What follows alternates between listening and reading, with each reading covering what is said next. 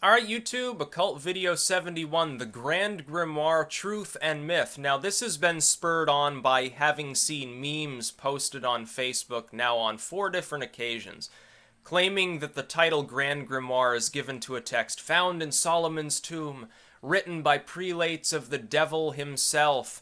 The book is invulnerable to fire, it bewitches all that touch it, and so forth.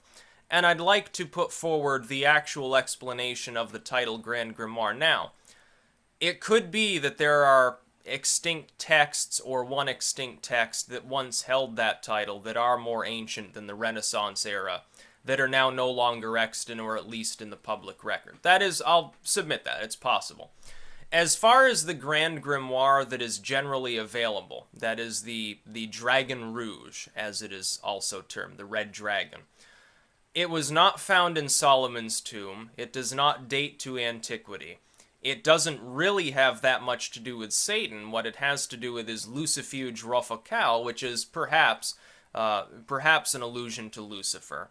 Although I think that this is potentially a separate being that classifies certain demonic forces, contains certain rituals, the witch hazel wand and the circle, and getting Lucifuge to form a demonic pact in your own blood, by the way, that's where that comes from, sort of, in order to deliver to you wealth, treasure, power, and then you do him a favor, he does you a favor. It's sort of the premier demonic pact, early wave, hundreds of years ago, demonolatry tract. It's also not a particularly long work. When I see this meme posted, they have this picture of this like ancient leather-bound tome. It's like 1,000 pages of illuminated manuscript. That's not what the Grand Grimoire actually looks like. Even in the earliest stage of releasing it, the printing press had been developed. It would have been, 80, 90 pages long with the illustrations, a fairly short, standard length grimoire. It would be like the length of the Little Albert, or the Sword of Moses, and some of these other, the Sefer Bahir, and some of these Kabbalistic texts. It would have been in that same general range, the 50 to 100 page range that's typical of texts from that period. You got to realize, even though they had the printing press and they could create a lot more copies of works than doing it by hand, at the same time they still had the problem of, paper was relatively more expensive than nowadays. Ink was certainly a little bit more hard to obtain. You got to realize the overall audience was a lot smaller because you still had like 60-70% illiteracy in most of the most developed parts of the world. So it's not like they made a huge amount of money printing these things unless they were really popular. They were printing Bibles so they could sell to a church. They were printing mercantile manuscripts or receipts or something like that. Then they could, do more than break even. The Grand Grimoire, though, it is a diabolical text. That's admittedly true.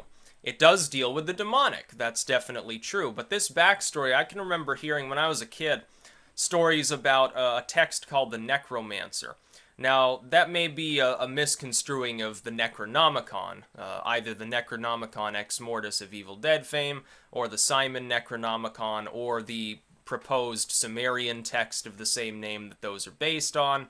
It doesn't really matter. Any of these various words are basically the same as Grand Grimoire.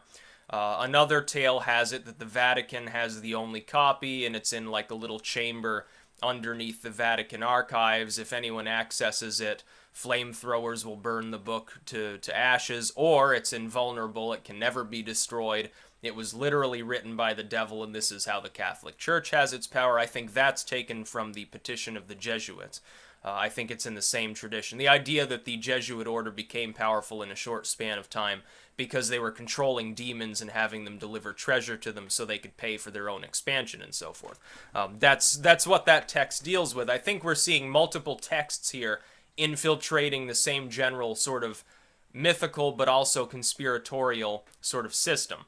The Grand Grimoire as the actual Dragon Rouge, though, you can buy an edition of it off of Amazon. Link in the description to the edition that I've released, which is more inexpensive than the others, and also perhaps in a better format than many of the others as well. Hate to toot my own horn, but it is an interesting text. It literally has to do with signing a pact with a high-ranking demon named Lucifuge. That is true. It does talk about demons a lot. It does contain demonic rituals. It is a diabolical work. Maybe not as diabolical as the Grimorium Verum. Maybe not as diabolical as certain parts of the Little Albert. There are other texts that have more of the specifically dark magic in them. A lot of that, though, really comes from the modern era. Now, a lot of the post-1900s, Aleister Crowley sort of era of grimoires, that's where a lot of the more evil, demonic, dark, diabolical stuff comes from. These earlier ones, a lot of the time, you're constraining spirits through the power of the Christian God specifically. Even in the Grand Grimoire, you're calling upon the archangels to hurt, to burn the spirit of this demon if he refuses your demands.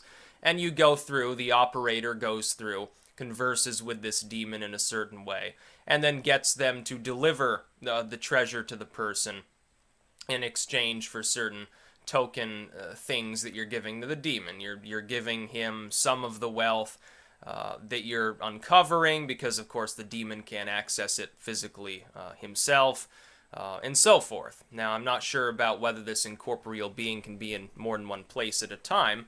That's one of the problems of such rituals within the occult. What if two operators are calling upon the same demon at the same proper time?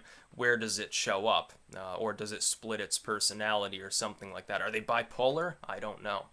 But yes, it is a diabolical text. But at the same time, you are calling upon the power of God, the Judeo-Christian God, to harm this entity if it refuses you. And according to the book itself, it will refuse you several times to say, oh, I can't do that for you. Oh, I can't do this for you. And then you unleash the blasting rod and call upon the name of Michael or something. And then the spirit is like, oh, no, please stop. Okay, I'll give you what you want. Because it could all along. It's just trying to trick you into getting less out of your pact with him, which is what you eventually do. And the spirit signs it. And you sign it with your own blood. And then it's all done. And I think it's after like 10 years the spirit is free of the pact or takes your soul or something like that. It's pretty standard. It's basically the Grand Grimoire, the Dragon Rouge specifically, is the basis upon which almost all of the diabolical sort of Hollywood occultism and sorcery is taken. Oh, sell your soul to the devil and so forth. It comes from the Dragon Rouge. Now, there may be older traditions dating back before it, but this is as far as I know, the earliest manuscript that explicitly lists such things. Now, there's the French version, the Italian version has been converted. In the 1700s, it was converted into English, so it's out of copyright. You can get it for free if you want just a digital-only copy. I sell a physical copy, many others do as well. There are several different traditions behind it. The Italian version is a little bit longer and has some folkish stuff on the end. The French version is a little bit shorter, I believe, and then some of the English translations follow either or mix it together. It can be a little bit confusing. In some of these traditions where you get a grimoire that was really popular, you have multiple variants thereof. It'd be like the Enchiridion. I've seen 3 different versions of the Enchiridion of Pope Leo. I chose the one that seemed to me to be the most authentic and also contains the pact with Lucifer as well. Other people have chosen other variants. Sometimes I think they're letting material in that doesn't even appear in the original Enchiridion. I've seen at least one translation, so-called, that does that. I have a feeling that particular author was plagiarizing something else and adding it to the Enchiridion, but I won't mention who. The Grand Grimoire is a fascinating text. It's also, of all the texts that I've edited and released, not my own work, but those that I've edited, the Grand Grimoire is the top seller.